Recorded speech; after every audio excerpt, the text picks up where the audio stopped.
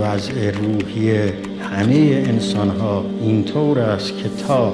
یک استغنایی پیدا می‌کنند طغیان پیدا می‌کنند، استغناء مالی پیدا می‌کنند به حسب همون مقدار طغیان پیدا می‌کنند، استغنای علمی پیدا می‌کنند به همون مقدار طغیان پیدا می‌کنند، مقام پیدا می‌کنند به مقداری که مقام پیدا کرده است طغیان می‌کنند. فرعون را که خدای تبارک و تعالی طاغی میگوید هست برای همین است که مقام پیدا کرده بود و انگیزه الهی در او نبود و این مقام او را به طغیان کشیده بود. کسانی که چیزهایی که مربوط به دنیاست اونها را بدون تزکیه نفس پیدا می کنند، اینها هرچه پیدا بکنند طغیانشون زیادتر خواهد شد و وبال این مال و این منال و این مقام و این جاه